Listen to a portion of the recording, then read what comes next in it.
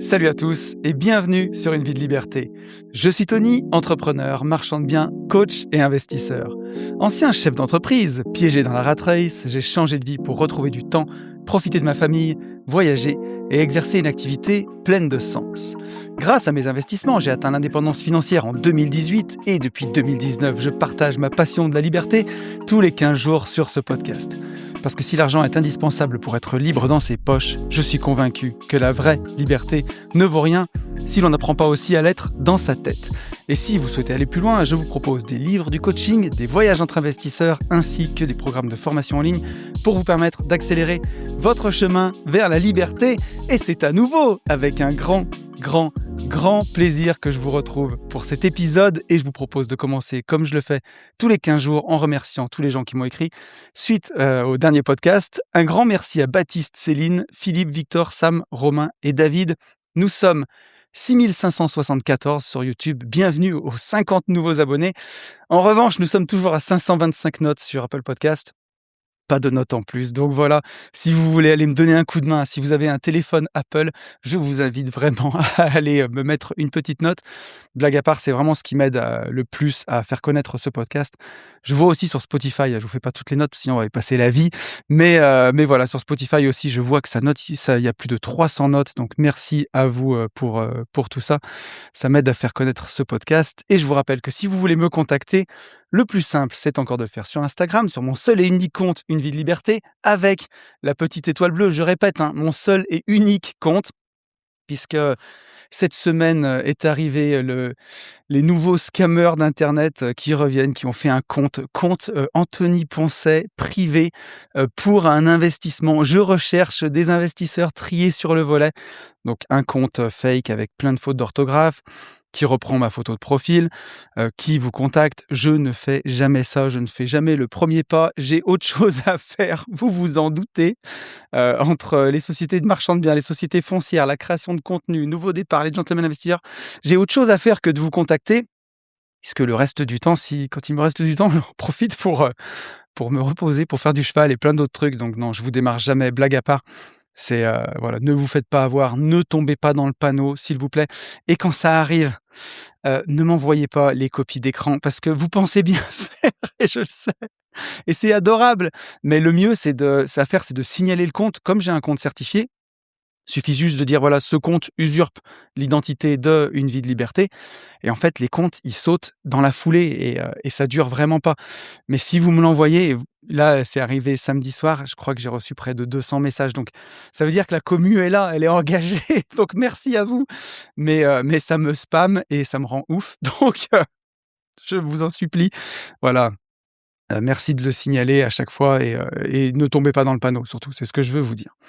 Donc, on démarre ce podcast avec les news et la première news, c'est qu'on a fait un nouveau concept au bureau, un nouveau concept qui sort le 27 avril sur la chaîne. Donc, si je dis pas de bêtises, au moment où vous écoutez ce podcast, nous serons le 6 avril, donc ça sort dans 3 semaines. Et aujourd'hui, je peux vous parler de ce concept parce qu'il est tourné, il est au montage, c'est Hello qui va le monter. Et on l'a tourné cette semaine au bureau. Donc, on a fait venir des membres de la communauté. J'étais pas au courant. En fait, j'ai envoyé un mail à toute la commu pour demander s'il y avait des gens de la communauté qui voulaient passer sur la chaîne YouTube Une vie de liberté, se mettre en avant, raconter leur parcours.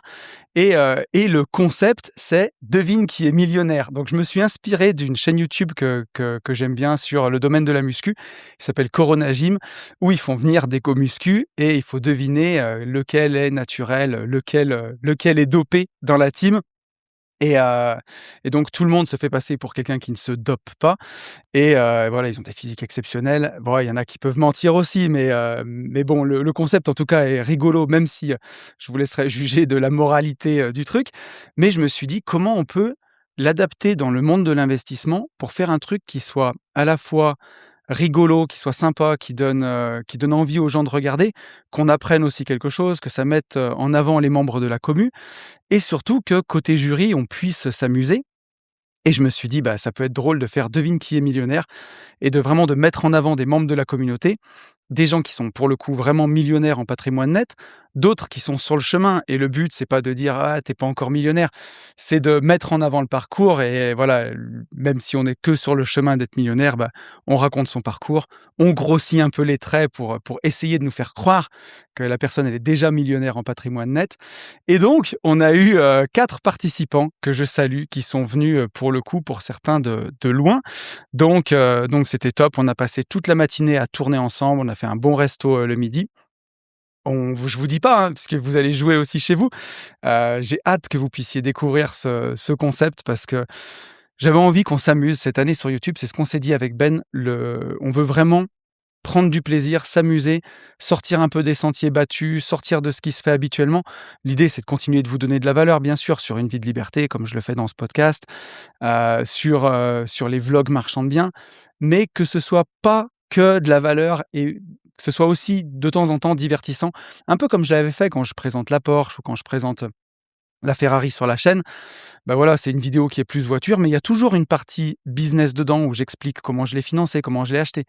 Bah là, le parcours de nos investisseurs, il sera authentique avec parfois, bah voilà, pour ceux qui le sont pas encore, peut-être deux trois petits trucs pour grossir un peu le trait, ou pas, vous verrez et est-ce que vous vous ferez bluffer? Je vous dis pas si on s'est fait bluffer ou pas, vous le découvrirez dans l'émission et surtout, donc sur le canapé, le jury, c'est, Benjamin, mon associé de toujours et moi-même et on a fait venir en plus avec nous un guest et bah, quel autre guest je pouvais avoir sur le premier podcast que mon pote Alex du Club des Rentiers. Donc Alex est venu, bah, pareil de Limoges jusqu'ici, il était sur le canapé avec nous pour cuisiner nos 4 candidats pour voir, bah, qui est vraiment millionnaire, qui nous ment, essayer de deviner. C'est vraiment pas facile quand on est du côté du jury de savoir si la personne en face de nous, elle nous raconte vraiment son parcours de façon authentique ou si elle en rajoute un peu. C'était vraiment difficile, on s'est vraiment marré. Donc, Hello a quand même un gros challenge au montage puisque je crois qu'on a pas loin d'une heure et demie de rush et l'idée, c'est de faire une émission qui soit entre 40 minutes et 1 heure. Donc elle a un gros boulot de montage pour dynamiser tout ça et voilà, en faire une émission de divertissement. Un petit peu dans le même thème que ce qu'on avait fait sur la chaîne pour ceux qui l'ont vu, Devine qui ment, la vidéo Devine qui ment avec nos petits, stagiaires de 3 et voilà. Donc franchement, on y a passé du temps, les amis. Il y a des membres de la commu qui sont venus, il y a Alex qui est venu. J'espère que ça vous plaira, j'espère que ce sera bien, que vous allez vous marrer. Nous, on s'est marré au tournage, donc vous devriez vous marrer et passer un bon moment. Si l'émission, elle fonctionne bien et que ça vous plaît et que vous voulez participer, bah, il y aura la place pour d'autres participants pour venir devant nous et puis mettre en lumière d'autres membres de la communauté parce que au final, il s'agit que de ça aussi, mettre en avant les membres de la commu. Vous le voyez bien sur Une vie de liberté. Je prends, les retours sur les derniers podcasts, on fait beaucoup de mastermind, la communauté, elle est au centre, hein, sur Une vie de liberté. Il y a pas de commu, il y a pas d'émission à la fin. Donc c'est aussi une façon de rendre à ceux qui veulent mettre en avant leur parcours, que vous soyez millionnaire ou pas. Au final, on s'en fout. L'idée, c'est de raconter son parcours et voilà, puis surtout, vous le verrez, on lève une première fois la main pour les millionnaires en patrimoine net, bien sûr et après on lève une autre fois la main pour les millionnaires en patrimoine brut. Donc ça met aussi en lumière tout le monde et même ceux qui ne seraient pas millionnaires en patrimoine brut. En tout cas, tout ça pour vous dire qu'on s'est bien marré. Allez donner de la force à cette émission quand elle sortira dans 3 semaines. J'ai vraiment hâte que vous puissiez la découvrir et que, voilà, que vous passiez un bon moment et si ça fonctionne et que ça vous plaît, bah, l'idée c'est aussi d'en faire d'autres. Voilà, la première news est importante parce que ça fait plusieurs mois, hein, qu'on prépare ça, qu'on a envoyé des messages aux membres de la communauté. C'est Élodie qui s'est occupée de tout et elle a assuré un truc de fou et je la remercie encore parce que ce tournage n'aurait pas pu avoir lieu sans elle. Hem C'est elle qui a contacté tous les membres de la communauté, c'est elle qui a tout centralisé pour que moi je sache pas qui vient et je puisse pas enquêter avant. Donc j'ai découvert les membres avec Alex et Ben le jour, J. Elle est restée aussi, ben, pour, que je puisse jouer avec les autres et que j'ai pas à m'occuper des caméras, des micros comme je le fais habituellement. Donc j'ai pu aussi, vraiment me lâcher et m'éclater pendant ce tournage. Vous le verrez, je crois qu'il y aura des trucs à biper. Mais voilà, un excellent moment en tout cas. Donc voilà pour cette première news. La deuxième, coaching intensif, nouveau départ. On change de registre complètement. Nos 2 jours, complètement consacrés au développement personnel, ça aura lieu les 25 et 26 juin. Donc là aussi, on aura un invité de marque pour le coup, pour ce séminaire, mais là, j'en dis pas plus. Il ne reste plus qu'une place, donc si vous savez que vous avez envie de venir au coaching intensif Nouveau Départ, que ça vous botte depuis un moment que vous y pensez, le prochain sera au mois de novembre et là, il nous reste plus qu'une seule place, donc voilà. N'hésitez pas à vous manifester. Je voulais vous reparler du podcast privé des gentlemen investisseurs où, je voudrais revenir sur les niveaux qu'on avait fait dans le podcast privé. Le niveau bronze, c'est le niveau juste pour avoir les 2 podcasts, en plus, les 2 podcasts privés chaque mois où on utilise un ton différent de celui sur YouTube, où on dit vraiment tout. Un ton encore différent d'une vie de liberté, c'est encore autre chose et je vous conseille d'y aller parce que c'est croustillant ces derniers temps. Ce qui est chouette avec Patreon, c'est que je crois qu'on est entre 4 et 500 sur le Patreon, donc on est, entre guillemets, «en famille» et on peut se lâcher puisque le contenu peut pas être reproduit, que ce soit en short, que ce soit sur YouTube, il peut pas sortir du Patreon. Donc là, on balance tous les vrais chiffres, on vous balance des anecdotes, on vous dit tout. Donc pour ceux qui seraient pas encore sur le podcast privé, c'est vraiment, on passe des bons moments là-bas et après on a fait 2 autres niveaux, le silver et le gold. Le silver, c'est une offre intermédiaire qui vous permet d'avoir quelques formations en payant un petit peu plus cher. Et le Gold, c'est un abonnement sur 1 an qui vous permet d'avoir toutes nos formations à quasiment 30% de leur prix finalement, plus les podcasts. C'est un peu l'équivalent de ce qu'on avait fait à une époque de Global Invest, mais en encore moins cher puisque à peu près 3 000 € de formation vous reviennent à 1 000 €. Donc si vous aviez envie de prendre des formations DGI, vous vous désabonnez aussi quand vous voulez.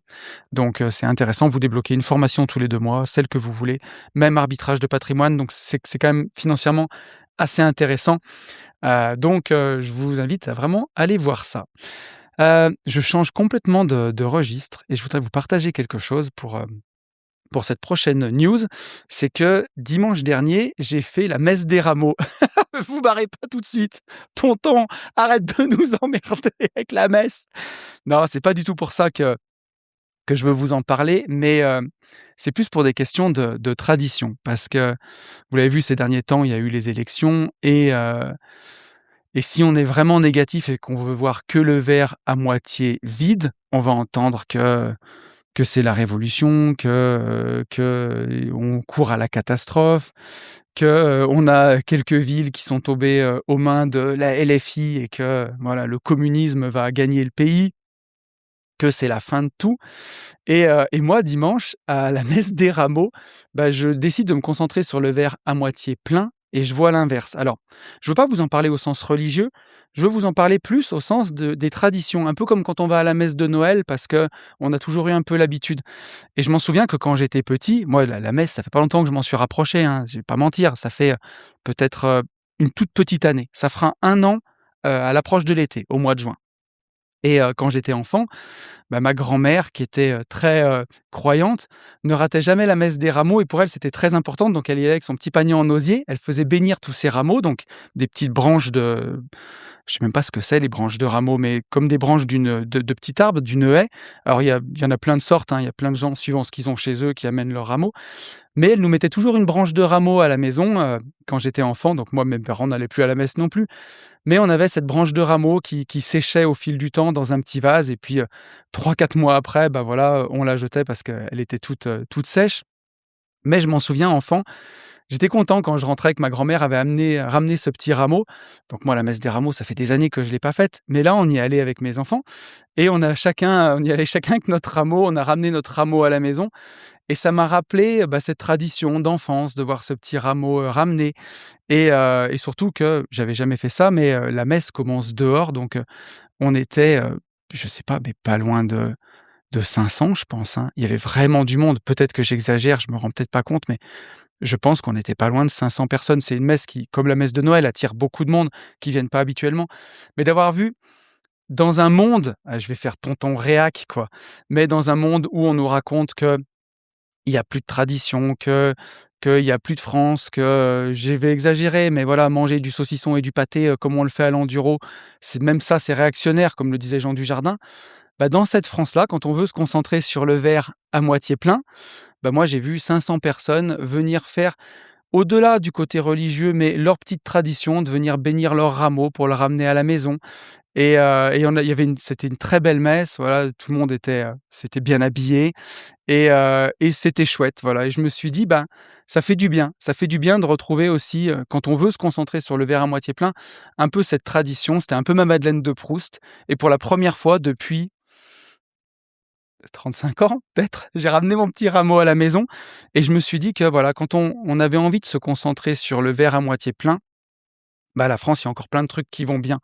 Et donc, c'est cool parce que je suis dans mon arc, ça va pas si mal et ça fait du bien parce qu'il y a 6 mois avec Yann, on était vraiment dans l'arc. Il y en a marre, on paye trop d'impôts, c'est l'enfer et là, on est dans la période des bilans, je vous en parlais la dernière fois. Ça marche très bien, les sociétés ont très bien marché, donc je vais payer plein d'IS pour le pays et pour la France. Et en tant que coach PNL, j'ai fait mon travail et j'ai décidé de me concentrer sur le verre à moitié plein et d'être heureux d'avoir des sociétés qui fonctionnent parce que ma comptable m'a dit que c'était vraiment pas le cas pour tout le monde et même si je vais payer beaucoup d'impôts, je me dis que ça me fait pas plaisir, mais je me dis: «Ben, au moins là où je suis heureux et là où je suis content, c'est que j'ai des sociétés. Ça veut dire que j'ai des sociétés qui marchent». Et ça fait du bien de se concentrer un peu sur ce qui va bien en ce moment. Donc voilà ce que je voulais vous partager là-dessus et retrouver un peu de ces choses, de traditions où, bah, on nous répète à longueur de journée qu'elles ont disparu, que c'est fini, que ça n'existe plus. Ben, en tout cas pour celui qui regarde, ça existe encore et je vous rassure, c'est bien vivant. Je voulais vous dire, prochaine news, que je serai intervenant au congrès annuel du Club des Rentiers à Paris le 12 septembre. Je vous l'ai déjà dit la dernière fois. Je suis très heureux parce que mon dernier voyage avec le Club des Rentiers, c'était, au mois de mai 2022 en Pologne. Donc, je vais repartir cette année en Bulgarie. Ça fera 4 ans. Avec Alex, on se voyait à peu près une fois par an quand je venais au congrès. Je crois que l'année dernière, on s'est même pas vus. Et là, cette année, je suis très heureux parce que, bah, il est venu pour tourner cette émission au bureau, donc c'était génial. On se revoit en Bulgarie et on se reverra pour le congrès du Club des Rentiers, donc ça me fait plaisir quand il y a, voilà, des gens qui comptent, qui sont dans le domaine de l'investissement, qui m'ont beaucoup aidé et Alex, il est aussi déterminant dans mon parcours, hein. Si je fais tous ces séminaires, tous ces masterminds avec les gentlemen investisseurs, tous ces voyages, c'est aussi grâce à Alex, hein, parce que c'est lui qui m'a montré le chemin. Donc je serai très heureux de vous retrouver au Club des Rentiers à Paris le 12 septembre pour parler d'un domaine, où pour une fois je sortirai de l'immobilier, de la bourse et vous parler plus d'entrepreneuriat. Donc bah, ça va être chouette. J'ai vraiment hâte, de retrouver, cette scène de théâtre à Paris, hein, puisque c'est sur un théâtre. Donc ce sera la 2e fois que je monterai sur la scène d'un théâtre parisien. La vie est pleine de cadeaux, la vie est incroyable, même si c'est pas pour faire une pièce de théâtre, mais voilà, je suis toujours, touché par un peu les échos qu'envoie la vie, quand voilà, moi qui ai fait beaucoup de théâtre, ben, des années après avoir arrêté le théâtre, puisque j'ai arrêté en 2020, après les événements que vous connaissez tous qui m'ont fait apprendre une pièce de théâtre et pas pouvoir la jouer. J'avais un peu les boules, puis j'ai découvert mon bonheur dans la création de contenu après, mais je trouve que c'est chouette, voilà, de pouvoir des années après monter sur cette scène de théâtre. Donc voilà, prenez attache avec Alex si vous voulez venir me rencontrer, venir me voir, venir rencontrer tous les autres, passer une belle journée ensemble. Je serai à Paris le 12 septembre. Mastermind Marchand de biens les 21 et 22 mai. Vous avez le lien pareil dans la description de ce podcast. Il nous reste quelques places, il nous reste 7 places encore.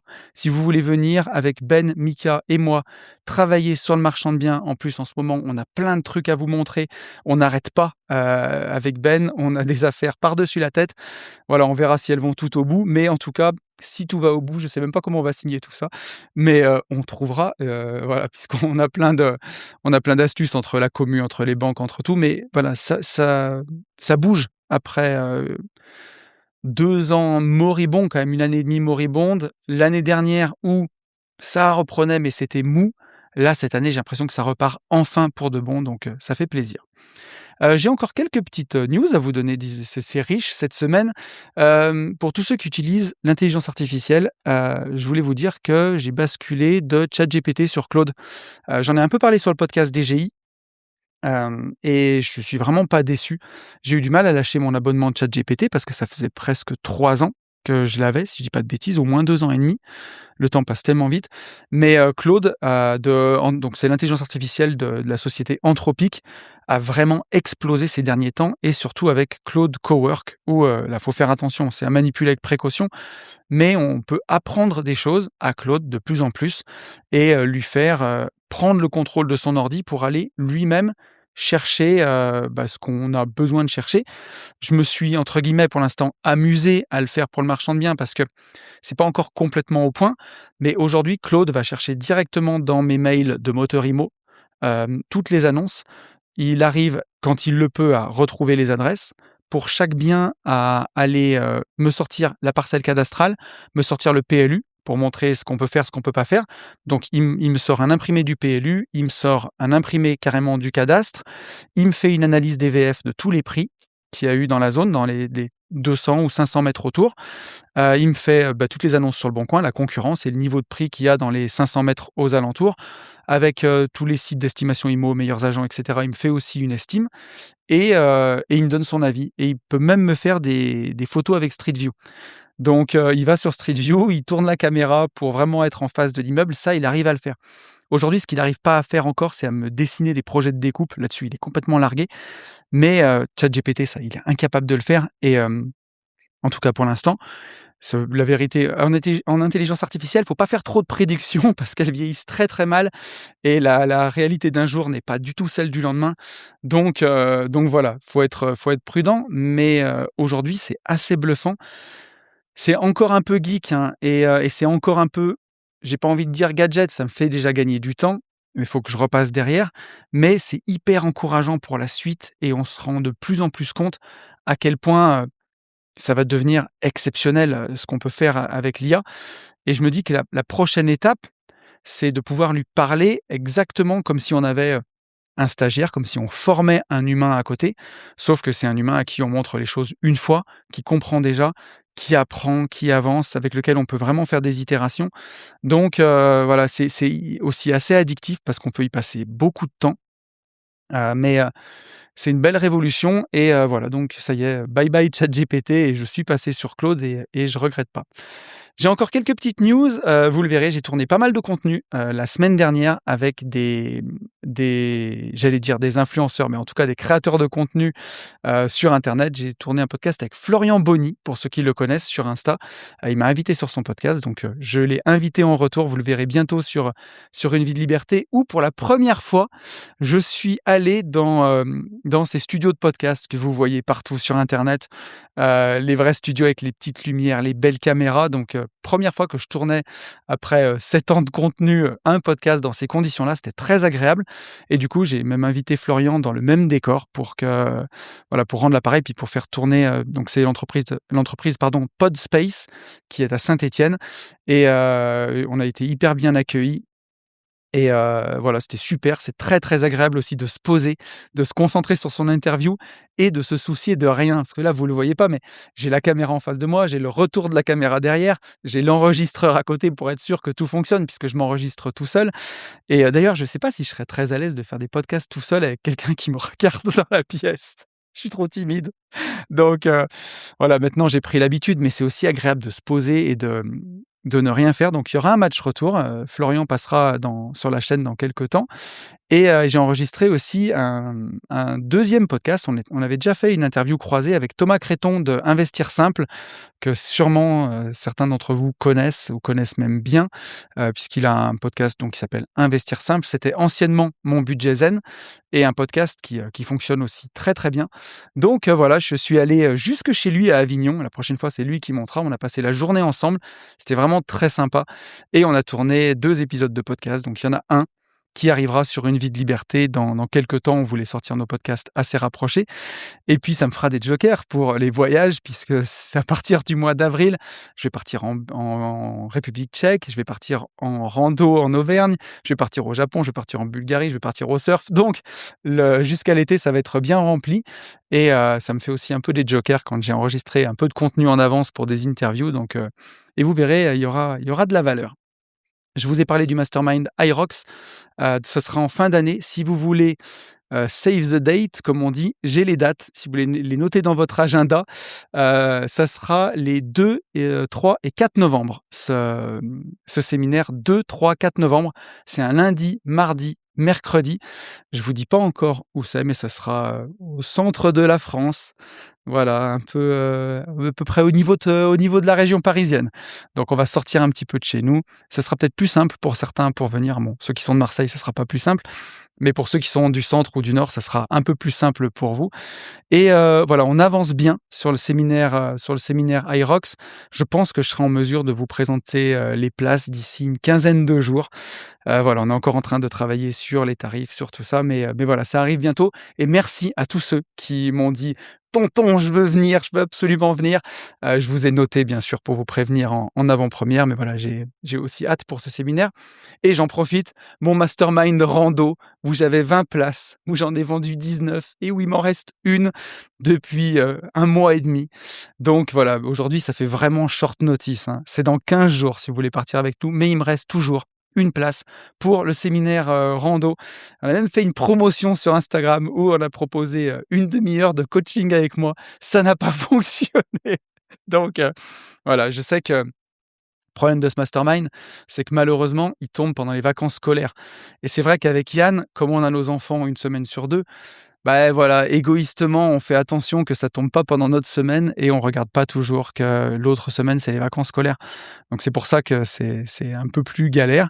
Mais voilà, si en tout cas, si le cœur vous en dit, il reste une place pour ce séminaire rando. On est déjà très nombreux, on sera 19, et ça sera déjà fantastique. Mais voilà, s'il y en a un parmi vous qui se dit: «Bah, voilà, j'avais envie de les rencontrer, cette place, elle est peut-être pour moi», vous savez qu'elle est là. Et je vous propose, sans transition, qu'on passe sur le retour du dernier podcast, Insolent ou arrogant. Alors merci à tous pour vos messages. Le podcast a bien fonctionné sur les plateformes de podcast, mais alors sur YouTube, c'est un flop.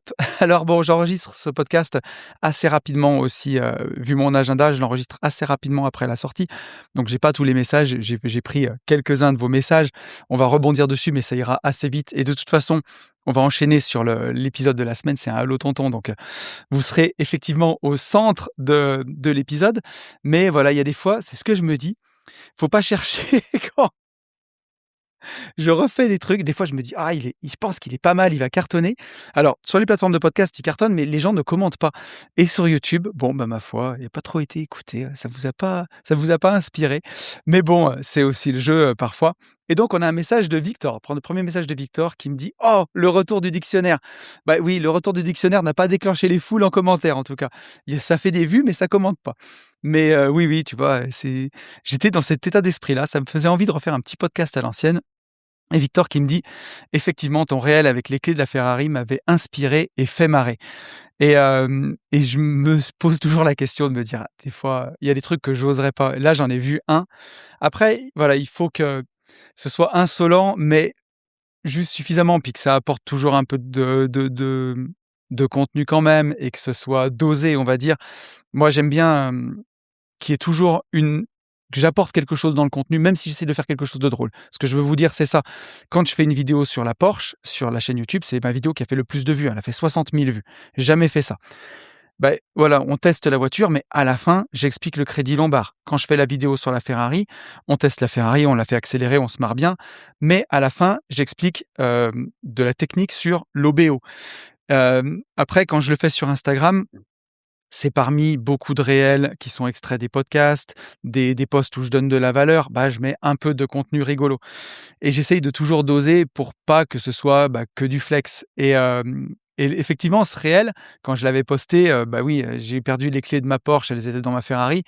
Ça m'a fait marrer, je ferai pas ça tous les jours et j'en ai vu un dernièrement qui m'a fait rire et je me suis dit: «J'aimerais bien faire ça», mais voilà, là, c'est ma limite où je me dis: «C'est presque trop insolent», même si c'est drôle.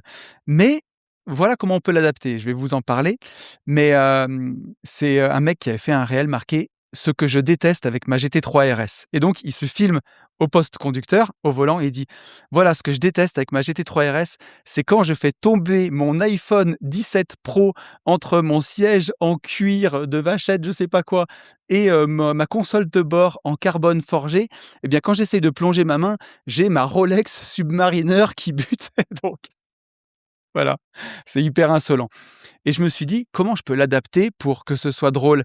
Et ce que j'ai pensé, c'est de me dire: «Ce que je déteste avec ma Ferrari, c'est quand, je fais tomber, le compromis pour mon opération de marchand de biens à 30 de marge». Je me suis dit: «Ça, c'est rigolo» parce que, voilà, ça apporte quelque chose, ça va avec la commu. Après, je me vois pas dire, j'essaie d'attraper, j'ai ma montre qui bute. Là, voilà, je c'est un peu trop flex et ça sort un peu de mes valeurs, mais à chaque fois, je me dis: «OK, comment je peux l'adapter pour en faire quelque chose de drôle pour la communauté?» Et je me suis dit, voilà, je pourrais le faire déjà dans la Tesla, c'est moins violent et on comprend encore plus la blague. Dire ce que je déteste avec ma Tesla, c'est, quand je fais tomber mon compromis pour une opération de marchand de biens à 30 de marge entre mes sièges. Là, c'est drôle et donc j'essaye à chaque fois, puis c'est peut-être le côté théâtre, mais de me dire: comment je peux l'adapter pour que à la fois il y ait ce côté insolent, mais ce côté drôle et qu'on soit pas, dans l'arrogance justement et c'est là où on se rend compte que l'humour, c'est quand même une mécanique qui est hyper fine, hein, pour que à la fois ce soit drôle, suffisamment insolent, mais pas trop et voilà, c'est ce dont je voulais vous parler. Donc je suis encore en train de l'affiner celui-ci, mais je me dis que, c'est hyper marrant quoi, de quand je fais tomber mon compromis et que j'arrive pas à le rattraper. Je pense que ça peut être vraiment drôle. Donc mon compromis pour une opération de marge à 30 pour une opération à 30 de marge, je pense que ça peut être drôle. Donc voilà, merci à toi Victor pour ton message. On a un message de mon pote Philippe technophile qui m'a dit: «Ton podcast sur l'insolence est bien. Vous verrez qu'il me dit pas qu'il est exceptionnel, il me dit juste qu'il est bien» et il continue en disant: «Pour une fois que tu fais quelque chose de bien, tu aurais dû m'inviter pour illustrer ce podcast au lieu de parler de tes rappeurs de mes 2. Donc voilà, j'ai voulu vous lire ce message de Philippe qui ne m'a pas envoyé sur YouTube.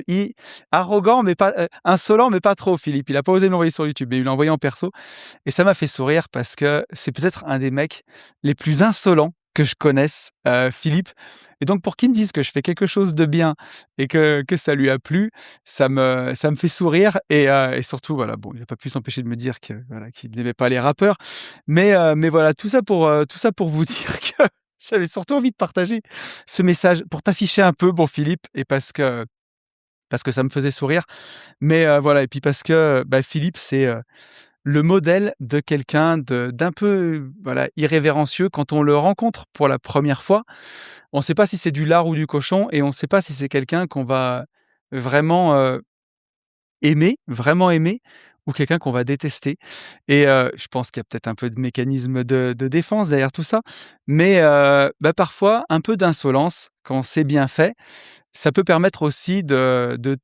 trier un peu et d'avoir des gens qui sont autour de soi pour ce qu'on est vraiment, finalement et s'il y a peut-être un peu de ça et c'est pour ça que j'ai voulu partager ton message Philippe. Je compte pas, hein, depuis le début d'Une vie de liberté, depuis le début que je fais ce podcast, le nombre de gens, alors là je parle pas d'insolence, mais plutôt du contenu qui m'ont dit: «Mais en fait, j'aime pas ton podcast parce qu'il démarre au bout de 40 minutes». Comme si les news au départ où je partage aujourd'hui des choses de ma vie, où j'explique les moments où on peut se rencontrer et ce moment où, je vous donne la parole dans la deuxième partie du podcast, comme si ça c'était du remplissage ou que ça servait à rien et en fait, je le dis à chaque fois, je dis: «Mais ça, c'est un tri». C'est-à-dire que, les gens qui restent, au moins ils restent parce qu'ils aiment vraiment le contenu et ceux que ça saoule, en fait, ils sont déjà partis et au moment où on va aborder le thème de la semaine, ils sont plus là, quoi et en fait, il reste que les vrais et quand j'ai rencontré, Florian la semaine dernière et Thomas, les 2 m'ont dit ça, ils m'ont dit: «Tu sais que tu as une réputation, dans le métier?» Je dis: «Ah bon?» Et c'est toujours intéressant de savoir quelle image les gens ont de vous depuis l'extérieur et en fait, il m'a dit: «Bah, tu as l'image du gars qui a peut-être pas qui fait pas le plus grand nombre de vues, mais qui par contre a une communauté qui est hyper engagée» et il me dit: «Tu le vois quand on est dans des événements et qu'il y a des gens qui t'aiment bien, qui sont de ta commu, si quelqu'un en face dit que le podcast il est chiant, qu'il met longtemps à démarrer, en fait ils se font rentrer dedans parce que ta commu elle te défend à fond» et il me dit: «Tu as une commu qui est vraiment engagée».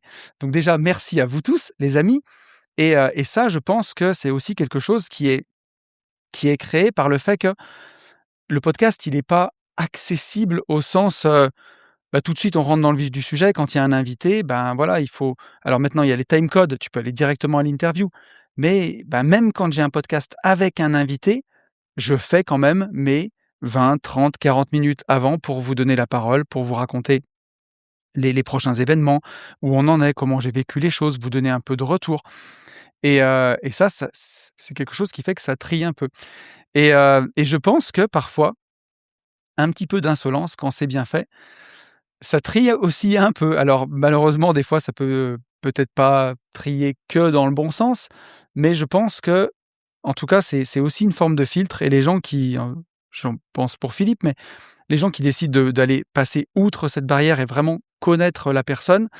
ils découvrent souvent des personnes en or et je pensais aussi à une autre personne, à Chouchou, mon bon pote Chouchou. La première fois que je l'ai vu et qu'on a discuté, c'est quelqu'un qui a cette insolence naturelle et qui peut être très taquin et hem et je me suis dit: «Mais qu'est-ce que c'est que ce sans-gêne? Qu'est-ce que c'est que ce mec? Mais qu'est-ce qu'il se permet alors qu'on se connaît pas?» Et ça a été ma première réflexion et en fait, une fois qu'on a creusé derrière ça, on rencontre quelqu'un en or. Donc cette petite part d'insolence peut être parfois aussi, une façon de trier, de se protéger et au moins de voilà, avec les gens qui iront un peu plus loin, d'avoir un premier tri pour savoir à qui on va ouvrir son cœur, peut-être. Merci à toi Philippe pour ton message et j'ai un dernier message, rien à voir, de Ours Blanc. Ours Blanc, je ne sais pas qui tu es, il faut que tu me mettes ton prénom un jour, qui commente absolument tous les podcasts, donc merci à toi.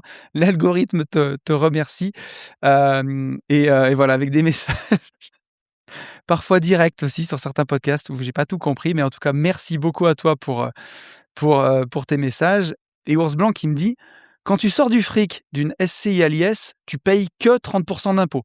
Alors, déjà, si pour toi que 30 c'est pas beaucoup, tant mieux, ça veut dire que tu es sûrement très riche.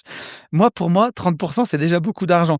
Mais effectivement, quand tu sors de l'argent d'une SCI à l'IS, tu étais à la flat tax. Alors maintenant, j'avoue que j'ai fait un mécanisme de protection. Je pense qu'ils ont ça y est, ils ont relevé les prélèvements sociaux, hein. La flat tax a dû, augmenter. Alors bon, quand j'enregistre le podcast, je coupe le wifi, je pourrais pas regarder.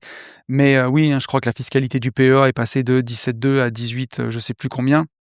Donc la flat tax a dû augmenter un peu. Là, vous allez vous marrer en disant: «Mais Tony, tu t'es pas tu t'es pas tenu au courant». Ouais, j'assume, j'avais pas envie de me faire mal au ventre. Donc, comme ces lois de finances, à chaque fois, elles sont ou retoquées ou réexaminées, qu'on est dans une année d'élection, je pense que c'est passé, hein, et que ça est remonté un peu. Donc, pour l'instant, on va rester sur les 30 mais c'est 30 après l'impôt sur les sociétés, après le résultat. Donc, quand tu as gagné, si tu as gagné sur l'année, je sais pas, 100 000 €, prenons un montant rond, 100 000 € sur ta SCI, tu fais 100 000 € de résultat. Là, jusqu'aux 40 premiers 1 000 €, tu es taxé à 15 de 40 à 100 000, alors 40 et des bananes, mais de 40 à 100 000, tu es taxé à 25 donc tu vas lâcher grosso modo, 20 000 €, il va rester 80 000 et si là, tu veux les mettre dans ta poche, donc sortir du dividende, tu vas repayer 30 d'impôts là-dessus. Donc au final, tu es presque à 50 voilà. Donc ouais, c'est pas que, c'est beaucoup d'argent. Encore une fois, quand tu as sué, quand tu as travaillé pour gagner tout ça, ça fait toujours mal au cœur de se voir faire de voir se faire ramasser autant d'argent. Mais je suis dans mon arc positif! Je vois le verre à moitié plein, ce verre que je descends, petit à petit pendant ce podcast et qui à un moment sera complètement vide. Mais, mais voilà, je me dis qu'aujourd'hui, je préfère me concentrer sur le travail. C'est ce qu'on a fait cette année avec Ben. Voilà, tu sais que sur, 4 opérations de marchand de biens, tu en laisses 1 à l'État. Et sur les 3 qui va rester, tu vas en laisser encore une autre, pour payer tu vas en laisser une pour payer ton IS et une pour payer, tes dividendes et voilà, ma foi, c'est comme ça. Mais au moins, quand je fais 4 opérations, il m'en reste toujours 2 pour moi. C'est toujours mieux que si j'en avais fait zéro en me disant que je préfère rester à la maison et ne rien faire. Donc voilà, le travail bat toujours en France, le non-travail, quoi qu'il arrive. Et je préfère me focaliser là-dessus. Donc merci Ours Blanc pour ton message et je vous propose qu'on passe au podcast de cette quinzaine. Allô tonton numéro 17 déjà, si je dis pas de bêtises. J'ai plein de questions encore. J'aurai la place d'en faire même un prochain. On verra combien de questions on va prendre pour cet épisode. En tout cas, n'hésitez pas, si vous avez des questions, continuez à me les poser, je les stocke. Quand, j'en ai plus, en général, je fais un mail à la commu, mais voilà, si vous avez envie que je traite vos questions, je vous invite vraiment à me les poser sur Insta ou vous avez mon adresse mail, hein, dans la description des podcasts ou me l'envoyer par mail et j'y répondrai avec plaisir dans un prochain épisode. Et on va prendre un premier message du frontalier investisseur sur Insta qui me dit J'ai 50 000 € de côté, j'ai 4 biens autofinancés, une ERP, 600 € de cash flow actuellement et un business. Comment scaler pour atteindre 6 000 € par mois avec ma femme et devenir libre ?» Bon alors, frontalier investisseur, je ne sais plus ton prénom, mais fais attention comment la question est tournée parce que atteindre 6 000 € par mois avec ma femme, on va dire que je ne l'ai pas lu dans ce sens-là, mais c'est tourné bizarre quand même, hein. Donc bien entendu 6 000 € par mois avec, un business, legit, et devenir libre. Non, blague à part, je me reconcentre parce que je commence à raconter des conneries. Aujourd'hui, tu as 600 € de cash flow et tu veux monter à 6 000 € par mois, c'est-à-dire faire un fois 10. Je ne sais pas ce que c'est ton business aujourd'hui. La première chose que je peux te dire, c'est qu'investir, faut quand même pas oublier que, j'ai pas envie de dire que c'est long et chiant, mais aujourd'hui, c'est quand même un travail de longue haleine. Pour atteindre vraiment 6 000 € par mois, il faut acheter plusieurs biens immobiliers, donc 4 biens autofinancés plus les RP, c'est super. Mais tu vois, je pense qu'il faut continuer de mettre le paquet là-dessus pour pouvoir créer du capital, commencer à rembourser, commencer à arbitrer. C'est aujourd'hui, si vraiment tu veux le faire avec l'investissement, pour moi, il n'y a pas 50 solutions. La première, c'est continuer d'empiler de l'immobilier. Pourquoi pas l'exploiter en location courte durée pour faire plus de chiffres? Je vois que ça. Aujourd'hui, tu as entre guillemets «que» 600 € de cash flow. Bah, pour atteindre 6 000, ce que tu as fait jusque-là, faut le faire 10 fois. Ça veut dire, de passer de 4 biens à 40 biens quelque part. Donc je peux aussi comprendre que c'est pas quelque chose que tu vas faire dans l'année, surtout que, bah, voilà, les taux, ont remonté. C'est plus aussi, peut-être aussi simple qu'avant d'empiler, comme on a pu empiler entre 2017 et 2021, voilà. Donc l'idée, c'est de savoir déjà ce que tu fais comme business parce que pour moi, la meilleure façon de devenir libre, c'est de trouver un business qui te permet d'être libre. C'est peut-être la plus belle façon et tu continues au fil du temps de faire de l'immobilier qui va se capitaliser et qui va renforcer ta liberté, plus tu vas avancer. Mais voilà, je pense toujours à des gens qui m'écouteraient, qui auraient, 40 ans, voilà, 40 ans, 45 ans, qui tombent sur le podcast et qui se disent: «Mais c'est génial, tonton, je veux faire comme toi, je veux devenir libre». Moi, si je regarde que sur l'immobilier, si j'avais que l'immobilier, ça m'aurait pris plus de 15 ans. Donc si tu as 45 ans, c'est pour 60 ans. Alors, ça sera toujours bien, ça te permettra d'avoir une meilleure retraite, mais c'est quand même long. L'idée, c'est, bah, de continuer à faire ce parc IMO, à créer ce patrimoine, mais en le faisant à l'instant T, quelque chose qui te fait du bien, quelque chose qui te fait plaisir, un métier que tu aimes.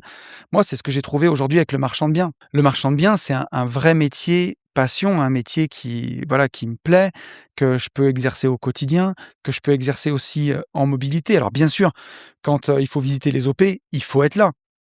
Mais une fois qu'on l'a signé chez le notaire, moi je redonne la commercialisation aux agents IMO, j'ai, une maître d'œuvre, j'ai un archi, j'ai des gens qui s'occupent même de la partie travaux. Donc bien sûr qu'il faut quand même rentrer de temps en temps pour voir tes affaires. Mais ça te donne quand même une certaine liberté. C'est pas un métier où tu as des salariés, où tu dois être derrière eux, tu dois surveiller leur travail, où tu dois être présent physiquement au bureau. Donc c'est un métier qui te permet vraiment d'avoir de la liberté et atteindre 6 000 € par mois en marchand bien, bah, voilà, c'est faire, chaque année, 2 opérations à 70 000 € et tu en as une qui va payer, toutes les frais de la boîte, tous les impôts et une autre, tu vois, 72 000 €, ça te fait 6 000 € par mois qui va te permettre de vivre dessus et là, tu peux devenir entre guillemets «libre» dès l'instant T et avec le temps, bah, bien sûr, tu continues d'investir en immobilier locatif, tu continues de rembourser des crédits et en quelques années, bah, tu vas pouvoir te créer aussi cette rente immobilière en parallèle qui va renforcer ta sécurité. Donc ce qu'il faudrait voir, c'est quel est ton business? Quand je vois que tu t'appelles le frontalier investisseur, on n'a pas beaucoup parlé ensemble, mais je pense que tu as peut-être un business d'accompagnement, de coaching. Est-ce que tu veux le garder en side business? Est-ce que tu veux aussi essayer de booster ce business pour le faire grossir? Moi, tu vois, c'est vraiment une réflexion que j'ai eue, hein, sur, une vie de liberté à un moment, de me dire, «Est-ce que je fais pas», tu vois, comme, Delphine Pinon, ma camarade du podcast Richissime, est-ce que je booste pas ça pour, vraiment faire un business plus gros comme sur les gentlemen investisseurs? Et puis finalement donc ça veut dire avec de la publicité. Et c'est un vrai choix conscient, hein, aujourd'hui, que tout l'écosystème Une vie de liberté, les gentlemen investisseurs, Nouveau départ, AB Consulting, avec Ben, AB Invest, c'est, tout le côté internet, c'est que ce qu'on appelle du SEO, du référencement naturel, c'est-à-dire de la création de contenu gratuit, des gens qui le découvrent, mais pas de publicité payante. J'en ai jamais fait à part un ou 2 posts sponsorisés sur Insta pour, mais même pas des publications pour vendre des trucs, juste certains de mes posts pour les mettre en avant. J'ai jamais fait de publicité et aujourd'hui, ben, je préfère faire ce business-là, pas pour l'argent, je le fais pas gratuitement, je le fais pas pour l'argent. Je le fais parce que ça me fait plaisir et parce que ça me plaît et bien sûr ça gagne de l'argent et je suis content. Mais je voudrais pas le transformer en, entre guillemets, «vrai business» et y mettre de la pub et tout ça parce que j'aurais peur de perdre ce côté où je le fais aussi avant tout. Je veux pas faire le samaritain qui lave plus blanc que blanc, hein, pas du tout, mais on fait pas ça depuis 7 ans si on n'a pas envie aussi d'aider les gens et je le fais pour aider les gens. Bien sûr, je me fais payer pour ça, mais je voudrais pas que ce soit un business à base de publicité. Aujourd'hui, là avec Yann, on fait plus que réfléchir. On va créer une académie au mois de septembre et on veut prendre 15 personnes et pas une de plus parce qu'on veut pas faire un truc qui soit que sur internet. On veut faire un truc où il y a des rencontres physiques, où on se voit et où sur l'année, on s'occupe vraiment de vous, on vous aide vraiment et ça, tu peux pas le faire avec un groupe de 40 ou de 80 personnes ou de 800 personnes.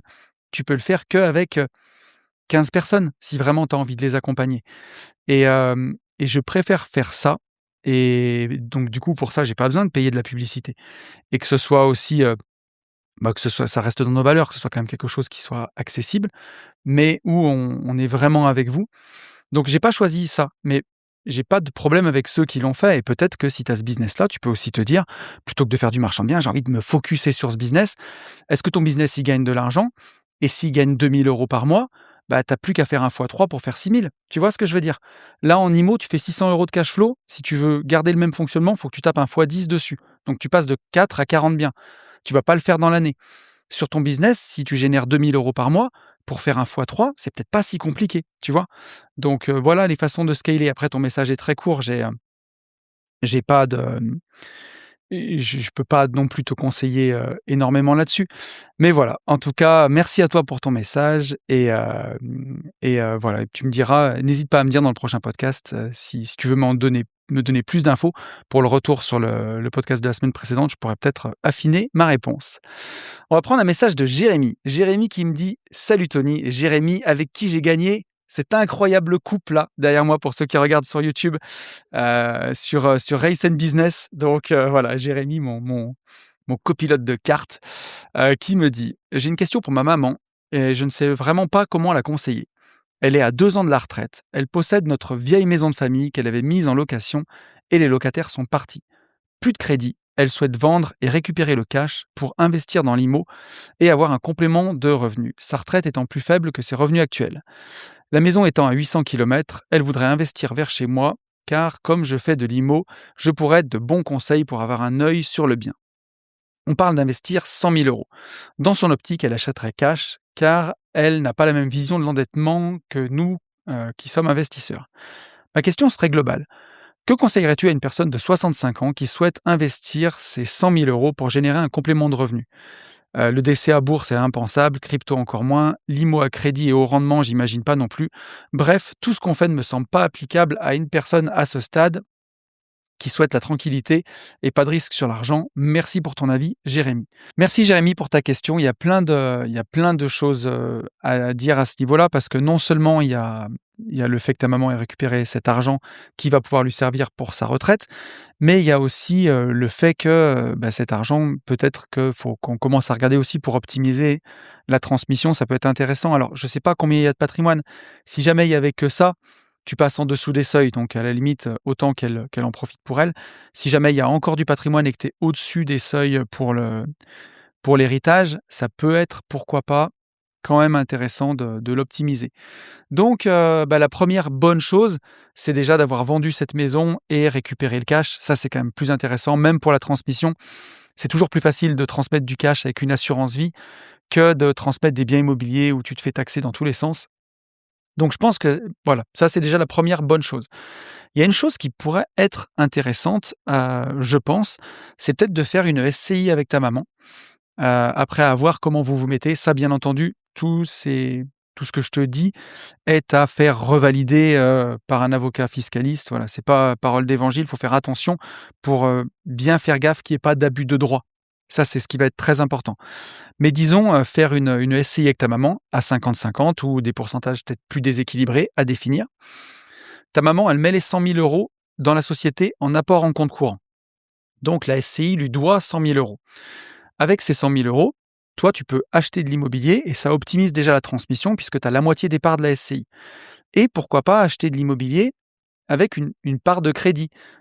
Tu vois, l'idée, c'est quand même de faire du cash flow pour qu'elle puisse se récupérer ce complément de revenu tous les mois.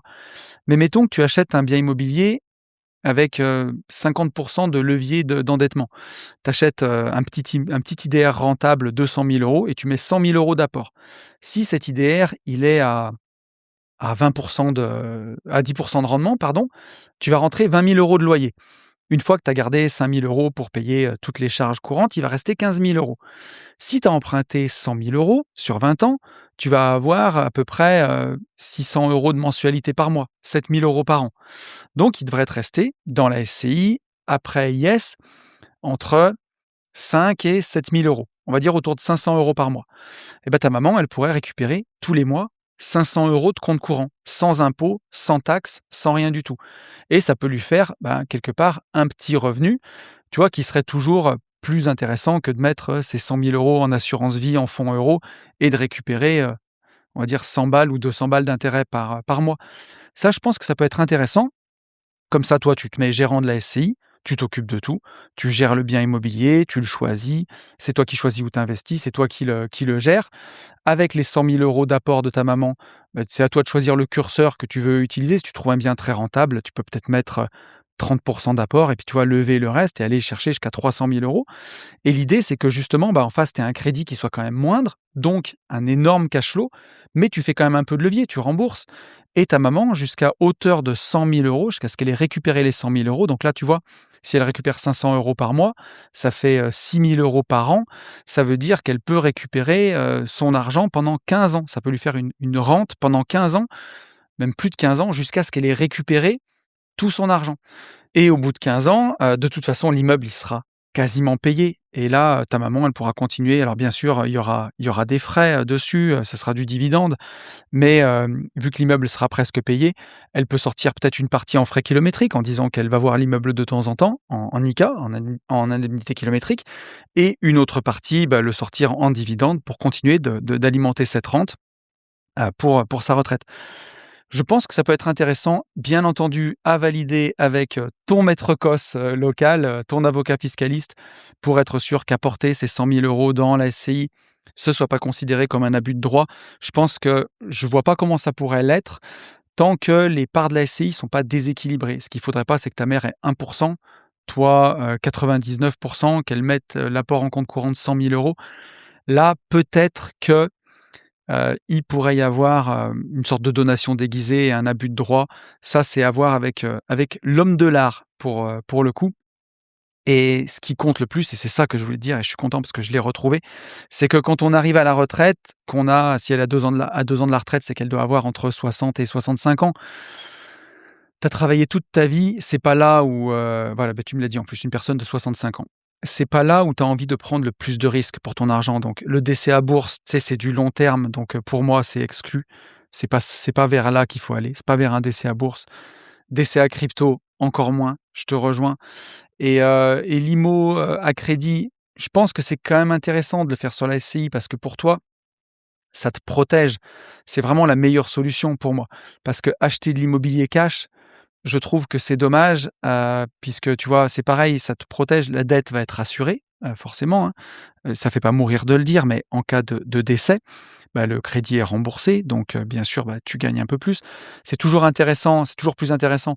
L'immobilier, je le dis toujours et je le répète, ça ne vaut le coup qu'à crédit et pour moi, c'est mettre un minimum d'apport. Là, dans l'idéal, il faudrait mettre 10-15. Ça serait plus compliqué pour ta maman de sortir une rente. C'est pour ça que je te dis que mettre entre 30 et 50 d'apport, je trouve que c'est le bon compromis. Et là, ta maman, elle investit dans l'immobilier, elle est tranquille, elle sait qu'elle peut récupérer cet argent au fil de l'eau sur les loyers tous les mois, jusqu'à concurrence de son compte courant d'associé. Donc, voilà en tout cas ma réponse. Mon petit Jérém, je pense que c'est le meilleur compromis. On va prendre un message d'Aurélien. Aurélien qui me dit: Salut Tony, merci encore pour ton accueil dans tes bureaux le mois dernier. J'avais beaucoup apprécié notre échange. Bah écoute, merci beaucoup à toi Aurélien. J'ai apprécié aussi. Je t'écris cette question pour le prochain Allo Tonton. J'ai débloqué fin 2025 environ 70 000 euros de mon plan épargne entreprise. Aujourd'hui, cet argent est disponible et je me demande quoi en faire concrètement. Pour le contexte, j'ai 28 ans, j'ai un diplôme d'ingénieur en BTP et j'ai 5 ans d'expérience. Je fais un DCA mensuel sur mon PEA depuis 3 ans, environ 30 000 euros sur le SP500, 5 000 euros sur l'indice MSCI Europe et Emerging Market. J'ai fait un DCA récent sur Bitcoin, montant confidentiel pour éviter le homejacking. Tu peux aussi perdre ta clé Ledger dans un lac, hein, ça fonctionne aussi, comme ça m'est malheureusement arrivé. Épargne de sécurité, ok. Pas de projet de résidence principale à court terme, je suis fils unique, donc potentiellement, je sais que je me retrouverai jamais sans rien.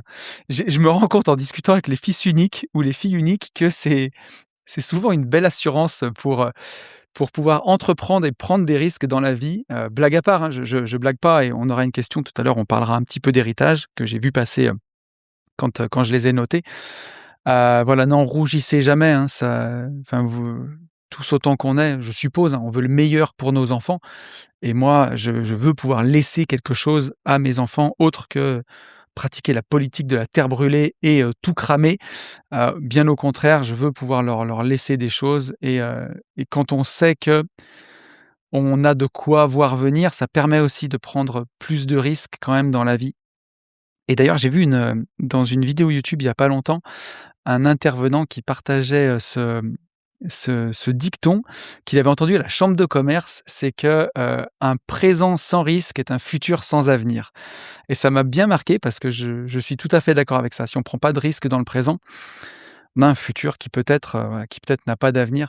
Donc, ouais, faut pas en rougir, et surtout si ça vient avec une éducation financière et qu'on est bien câblé, bah, alors là, pour moi, on a tout gagné.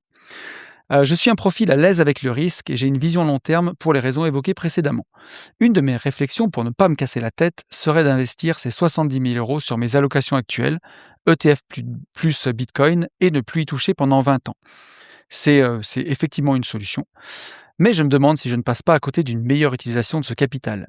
Immobilier avec effet de levier, marchand de biens, diversification plus large, autre opportunité que je ne vois pas, développement d'un business, etc. Si tu devais me dire franchement, avec mon profil et mon âge, tu ferais quoi de ces 70 000 euros? Merci d'avance pour ton avis et pour tout le travail que tu réalises. Ton contenu est vraiment inspirant pour moi. Merci beaucoup. À bientôt, Aurélien. Donc, merci beaucoup à toi, Aurélien. Tu as 28 ans. Tu es tout jeune.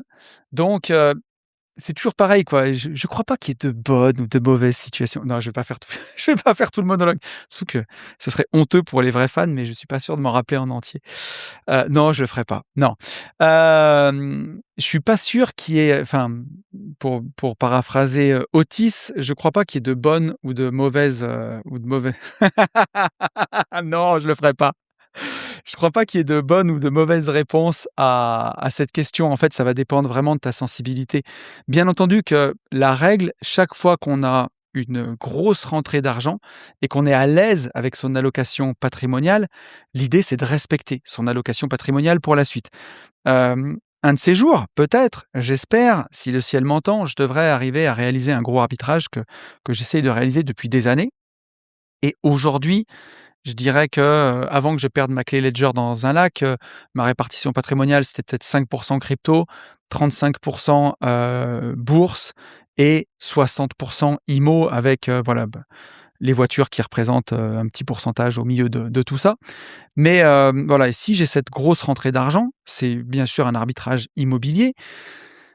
L'idée, c'est comment je le réinvestis et l'idée, c'est de coller à cette répartition. En tout cas, si j'étais à l'aise avec. Et là, dans l'idée, ça serait de plutôt grossir ma répartition bourse et diminuer mon exposition à l'immobilier puisque, sinon je vais vendre et l'idée, c'est de réemprunter à levier sur l'immobilier.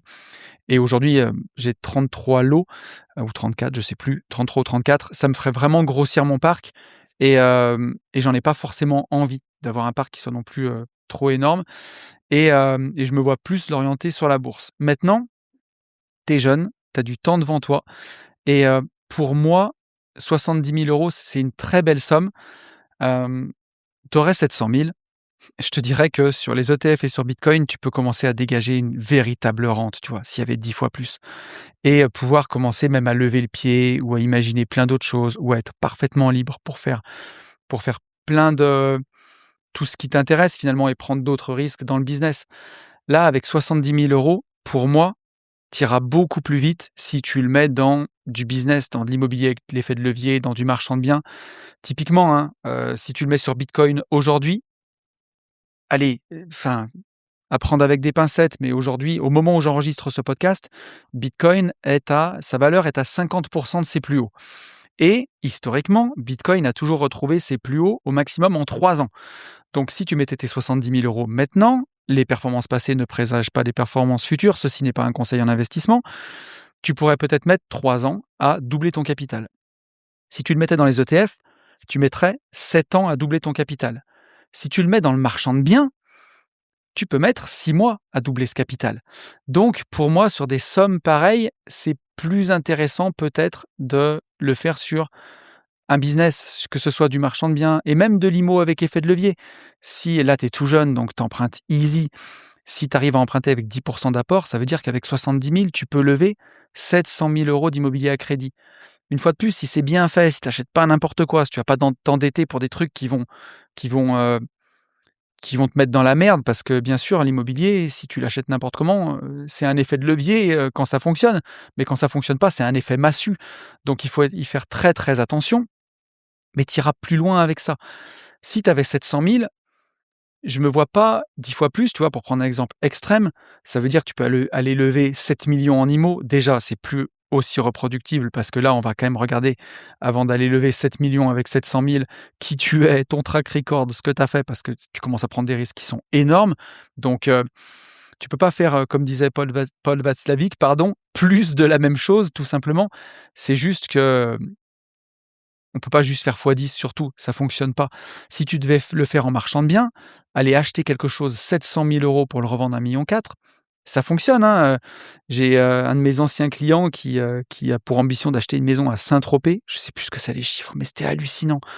Genre la maison à 15 millions, il met 15 millions d'euros de travaux, et elle vaut 50 millions. Et donc sur un coup, il se fait tout emprunter, il se débrouille et il fait 20 millions de plus-value. Voilà, ce que des investisseurs de fous feront, jamais, ils en feront peut-être pas le quart dans leur vie. Lui, il va le faire sur, un seul achat-revente. Maintenant, voilà, les risques sont hyper élevés. Alors que si tu mets 700 000 € en ETF, avec la règle des 4 tu peux retirer quasiment 30 000 € par an, 2 500 € par mois. Tu peux déjà être rentier, c'est déjà plus que le salaire médian. En fait, avec ça, tu as déjà assuré ton avenir quoi qu'il arrive. Et si tu y touches pas pendant les 7 ans qui arrivent et que tu continues de bosser, ça veut dire qu'au bout de 7 ans, attention, c'est pas un conseil d'investissement, mais ils sont devenus 1,4 million. Là, avec la règle des 4 tu peux sortir 5 000 – 6 000 € par mois, ce qui est le salaire de n'importe quel chef d'entreprise français quasiment, sans travailler, tu vois? Donc, est-ce que tu es prêt à remettre en question cette liberté financière que tu as atteint ou que tu pourrais atteindre en prenant plus de risques et tu vois, en scalant en faisant x10 sur le truc, au lieu de faire une OP de marchand à 70 000 d'apport, tu fais une opération à 700 000. Moi, en tout cas, je sais que, dès que les montants commencent à être de 200 300 400 000 € sur des arbitrages, je vais plus utiliser le levier IMO, mais je vais plus vers, ETF, et BTC que sur du levier IMO. Donc en tout cas, voilà ce que je peux te dire. Pour moi, à ton âge, j'irais vraiment le mettre sur business. Marchand de biens, IMO avec effet de levier, tu es tout jeune, tu as le temps. J'irais lever de la dette, j'irais planter des graines en fait. Warren Buffett disait, si je suis, à l'ombre d'un arbre aujourd'hui, c'est que quelqu'un a planté une graine il y a des années.